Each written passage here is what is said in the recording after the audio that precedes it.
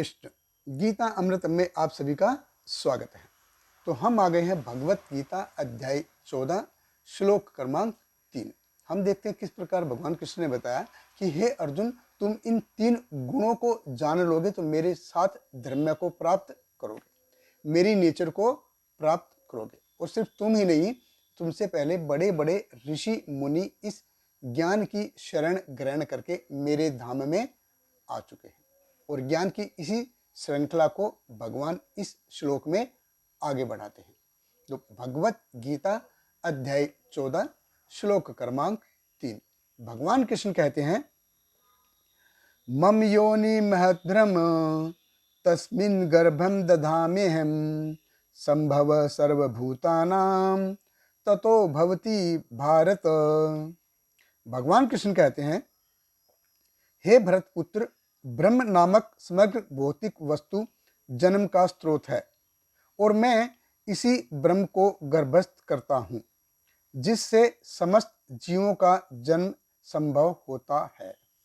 देखिए, भगवान कृष्ण कह रहे हैं कि जो संपूर्ण ब्रह्म जो तुमको दिख रहा है, पेड़ हैं, पौधे हैं, जानवर हैं, मनुष्य हैं, पृथ्वी, जल, अग्नि, वायु, आकाश, इन सबको मिला के ये अव्यक्त दशा बन गई, अनमैनिफेस्ट स्टेट है, इसको बोलते हैं ब्रह्म।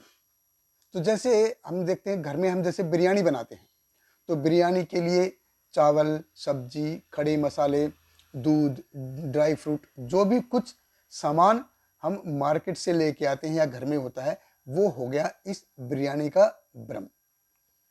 और ये फिर ये जो सारा सामान है बिरयानी बनाने का, जो किस प्रोसेस से गुजरेगा, प्रोसेस क्या होगा, जैसे चावल उबालेंगे, उसको ठंडा करेंगे, सब्जियों को कट करेंगे अलग अलग, फिर उसको फ्राई करेंगे, फिर उसमें ड्राई फ्रूट डालेंगे, जो भी कुछ प्रोसेस है, लेयर बनाएंगे, जो फाइनल जो प्रोडक्ट है वो हो गया बिरयानी।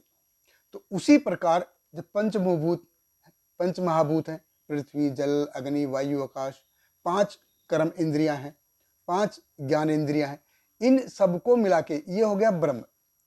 इस ब्रह्म के ऊपर से जो समय है और प्रकृति के जो 3 गुण हैं वो क्रिया करते हैं, तो फिर ये व्यक्त भौतिक जगत है। क्रिया करने से पहले अव्यक्त है, और जब समय और जो प्रकृति के 3 गुण हैं ये जब क्रिया करते हैं तो व्यक्त भौतिक जगत होता है। तो भगवान कृष्ण कह रहे हैं कि जैसे इस भौतिक जगत में विविधताएं तुमको दिखाई दे रही हैं, आध्यात्मिक जगत में भी उसी प्रकार से विविधताएं हैं। तो ये समझना सही नहीं है कि जो सुप्रीम ब्रह्म है वो एक ही है, उसमें कोई चेंज नहीं है, उसमें कोई विविधता नहीं है। नहीं, ये गलत है। भौतिक प्रकृति देखिए कितनी डल है, उसमें विविधता है, तो भगवान में क्यों विविधता नहीं होती। तो उसी प्रकार ब्रह्म में भी विविधताएं हैं। हम इसको कब समझेंगे, जब हम इस ज्ञान को जानेंगे। तो भौतिक जगत में जो विविधताएं हैं वो आध्यात्मिक जगत से ही आई है। जब हम इस ज्ञान को समझ जाएंगे कि आध्यात्मिक जगत जो है ये निर्विकार निर्विशेष ब्रह्म नहीं है, उसके अंदर भी विविधताएं हैं। और भगवान कृष्ण कह रहे हैं, इस ब्रह्म को चलाने वाला मैं हूं। मम योनि महत ब्रह्म तस्मिन् गर्भम ददामि अहम। ये जो सारी विविधताएं हैं ये किस कारण से हैं, भगवान कृष्ण कह रहे हैं कि मेरे कारण से ये है। तो जब भौतिक जगत में इतनी विविधताएं हैं तो भगवान कृष्ण में विविधताएं क्यों नहीं होंगी।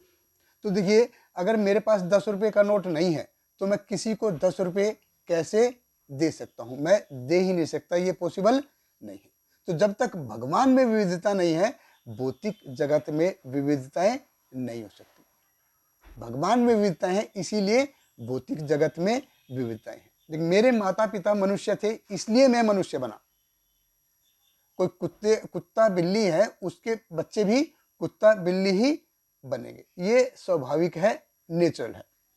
और भगवान कृष्ण में कहते कि आध्यात्मिक जगत में विविधताएं हैं, इसीलिए इस भौतिक जगत में विविधताएं हैं।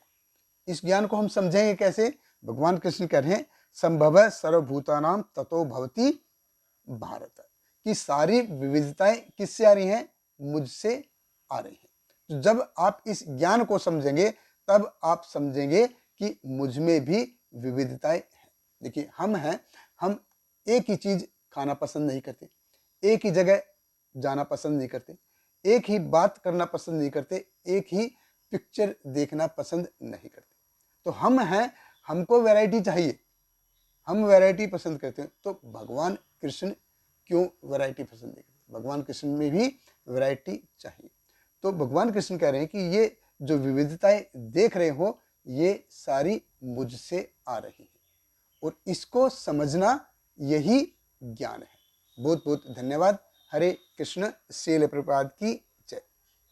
Hare Krishna, Hare Krishna, Krishna Krishna, Hare Hare, Hare Rama, Hare Rama, Rama Rama, Hare Hare.